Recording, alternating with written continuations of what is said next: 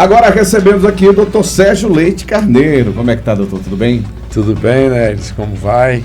Graças a Deus, tudo na paz. Virou ano bem, tudo tranquilo? Graças a Deus, isso que é importante. Amém, graças a Deus. Vamos falar sobre um tema importante, Ananda. Vamos sim, vamos falar sobre a hanseníase. Por que a gente vai falar sobre hanseníase hoje? E a gente aproveitou a presença do Dr. Sérgio aqui, nosso parceiro na área de saúde. Sempre que a gente tem alguma questão, a gente traz justamente porque ele está à frente do LAC Saúde Laboratório, que em termos de saúde é referência aqui na Chapada Diamantina e também é um local onde normalmente as pessoas podem fazer seus diagnósticos com precisão, enfim. Assim como no caso da hanseníase também, que está em vias de ser marcado aí o Dia Nacional do Combate à Hanseníase, que é uma data flutuante que nesse ano é comemorada, marcada, relembrada agora no próximo domingo, dia 26 de janeiro. Então a gente vai bater um papo sobre a hanseníase, entender um pouquinho melhor sobre o que é essa doença, entender um pouquinho melhor sobre as manifestações dela, de questões assim que envolvem o janeiro, que é o janeiro roxo, que é um momento, né, justamente por conta dessa data em especial.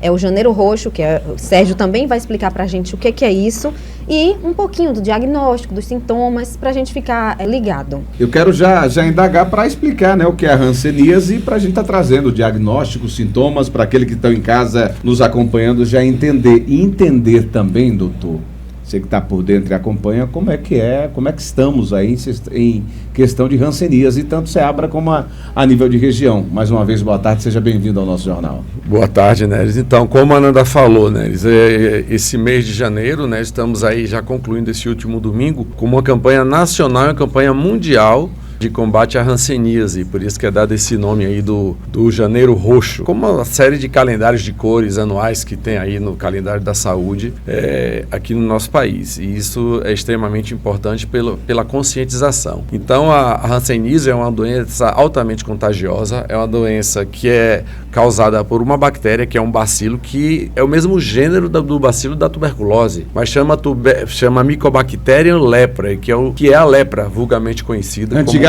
como né, o mal de Lázaro, né, que era antigamente conhecido como a lepra. E é uma doença que está no nosso meio, presente, mas é uma doença que tem cura. É uma doença que tem cura e ela é muito bem assistida pelo sistema público de saúde, pelo SUS.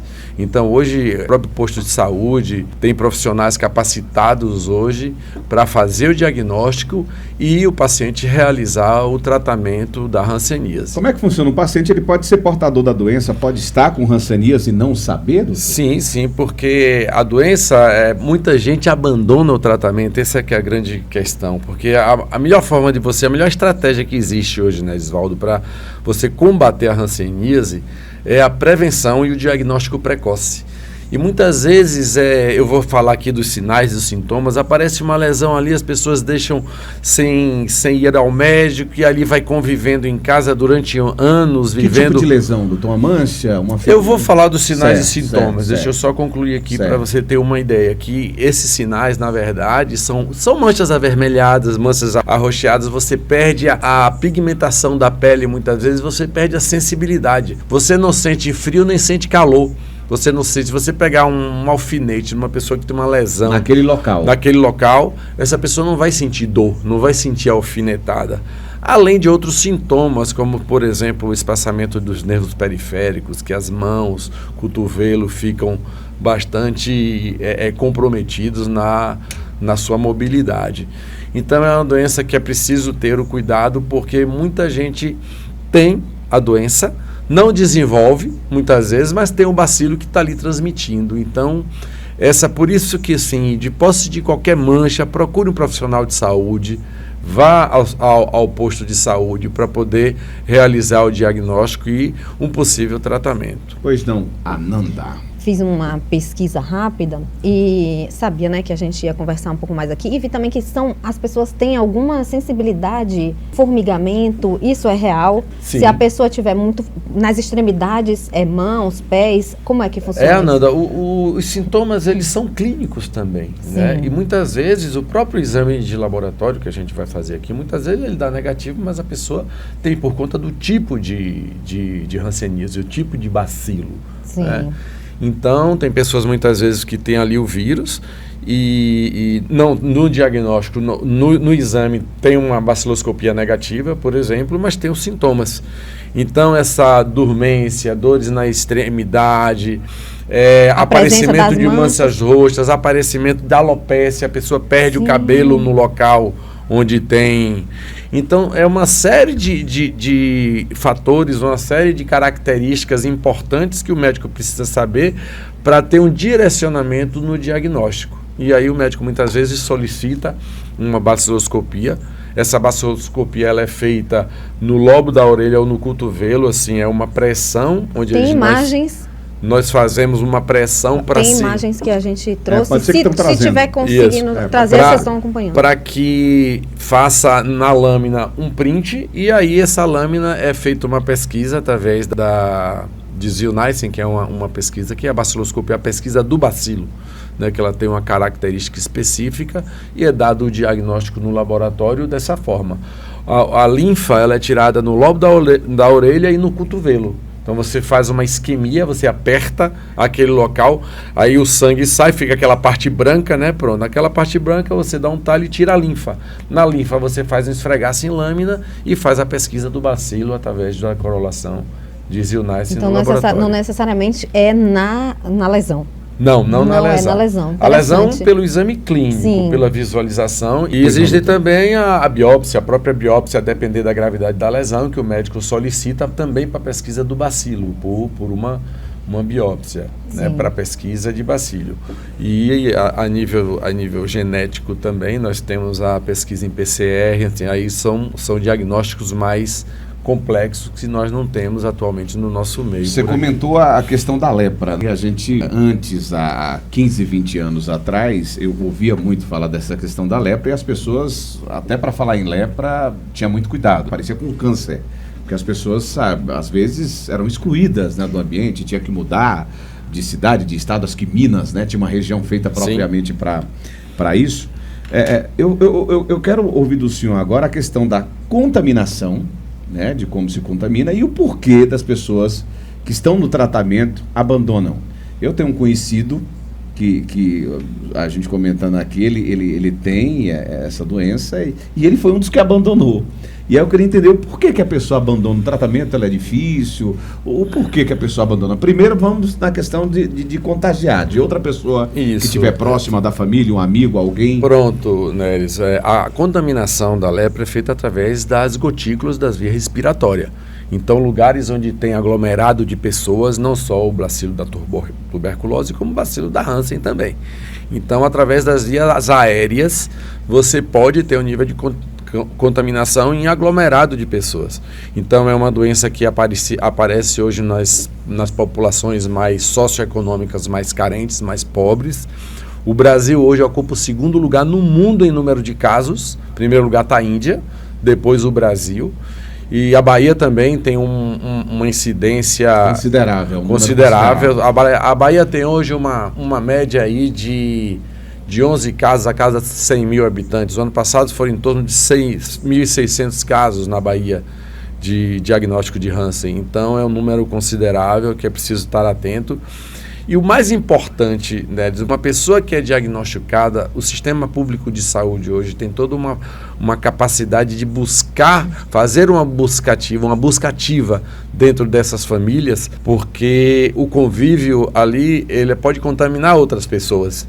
Então, geralmente, essa busca ativa, ela é na família. Depender da gravidade da lesão, da situação, no entorno onde a pessoa mora, essa busca também pode ser feita. Mas algo parecido com aquilo que acontecia na época da Covid, né? Que estava em alta, então quem está próximo é feita uma busca. Exatamente. Então, é importante essa busca ativa para evitar a propagação da doença, até porque a doença tem cura, né? A pessoa em tratamento, ela ainda corre risco de contaminar outra pessoa?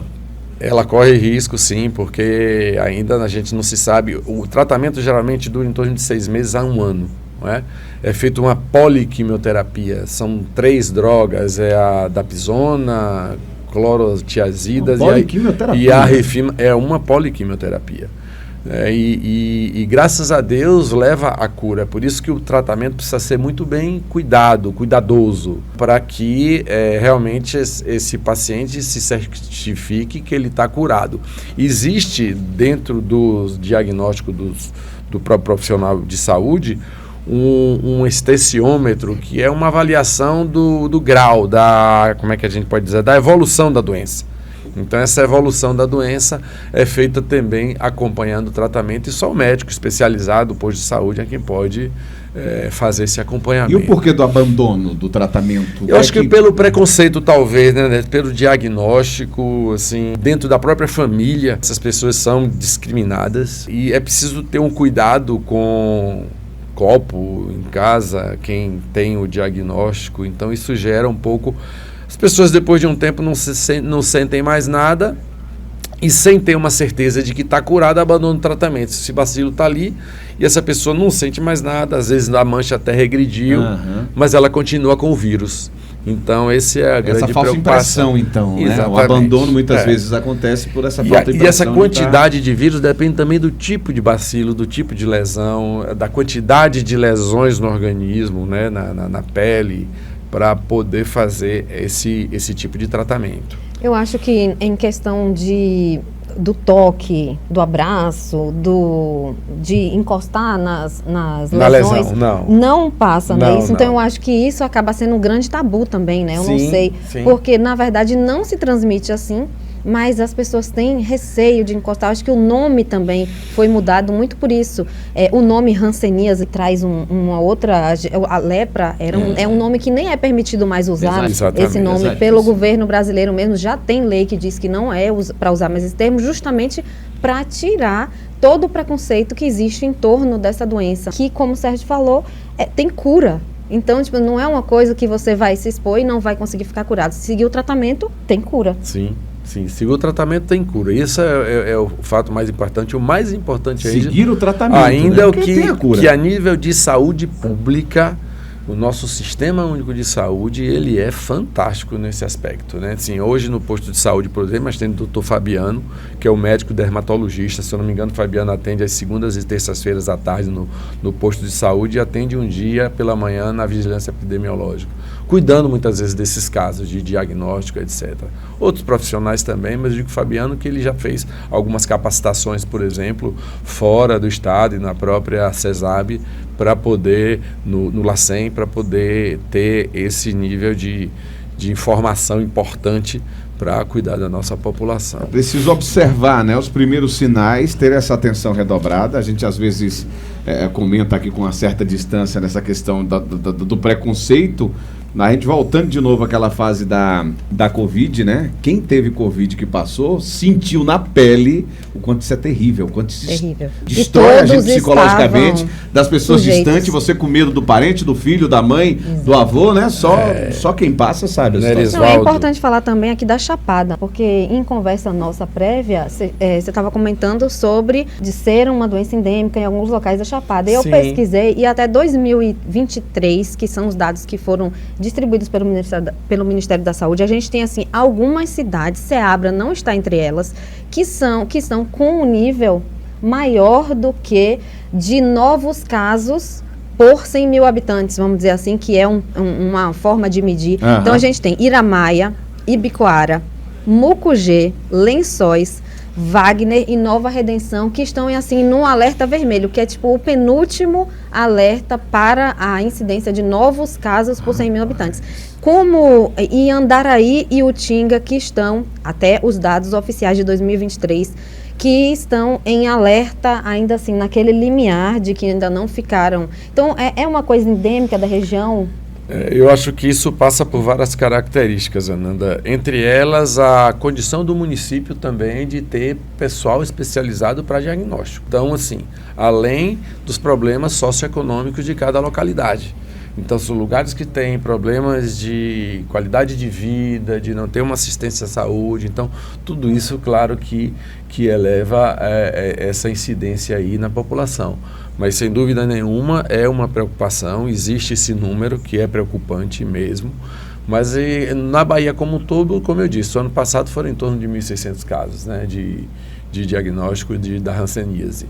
Então, é uma condição socioeconômica, mas assim, tem tratamento e tem cura. Né? Esse é o primeiro ponto. Esse é importante. Mais alguma coisa, Nanda, pra gente? Não, eu estava só pensando aqui mesmo, a gente já trouxe os sintomas, já trouxe sinais, o alerta das pessoas de como que cuidar em relação a isso, né, e de não abandonar o tratamento mesmo. Eu vi também algumas prefeituras que já estão lançando campanhas. Eu vi a Prefeitura de Mucugê, vi a Prefeitura de Lençóis lançando justamente campanhas sobre isso. Para que as pessoas vão fazer o teste. Enfim, qualquer pessoa pode chegar lá e se testar. Olha, eu quero saber. Sim, qualquer pessoa pode no posto de saúde fazer uma consulta. E fazer uma consulta e um teste. Eu acho que o mais importante é a pessoa tiver algum sintoma, uma lesão, uma mancha escura, uma mancha avermelhada, qualquer tipo de sintoma que vai passar, é uma manchinha aqui. Não está passando. Não está passando. E aí ele fica ali 1 ano, 2 anos, muitas vezes sem, entendeu? E muitas vezes essa pessoa está ali com uma lesão já de hanseníase avançada, né? E só o médico, né? Só uma condição do estabelecimento de saúde é poder fazer a avaliação. E por último, Sérgio, desse diagnóstico. Se a pessoa não tratar essa doença, ela pode se desenvolver e causar algumas coisas mais sérias? Perda de visão, coisas desse tipo? Por exemplo, nós temos uma droga hoje chamada tolidomida, que é uma droga que é usada muito para lúpus, é uma droga que é usada para HIV, que nos casos de eritema nodoso, por exemplo, da Hansen, ela é utilizada. Mas é uma droga preocupante. Isso são casos mais graves da doença. E a própria lesão, a própria deformidade, a própria limitação dos nervos, porque é um espaçamento dos nervos periféricos, a mão fica torta, o cotovelo fica... Né, a pessoa perde o movimento de... Então, não tratando pode causar tudo isso. Você pode ter as lesões definitivas até. A grande preocupação é essa, assim, é você fazer um diagnóstico precoce. E quando as pessoas vão no médico, já é um diagnóstico tardio, porque está com aquela lesão lá há muitos anos, poderia ter procurado um profissional de saúde anteriormente e passado por todo o tratamento e está curado. Júlio Castro, 35 anos atrás, tinha algumas comunidades que tinha quase uma epidemia, né? Nós, na época, trabalhávamos nessas comunidades e tinha um programa do governo, falando aqui na cidade de Ceabra. Muito bem. Agradecer a todos, né? O Bruno também está participando com a gente. Existe a associação da hanseníase, né? Com o consumo de carne de tatu. Nem sei se tem a ver. Doutor, obrigado, doutor. Obrigado, Erisvaldo. Estou à disposição para poder sempre contribuir aí com o nosso programa Jornal do Meio-Dia.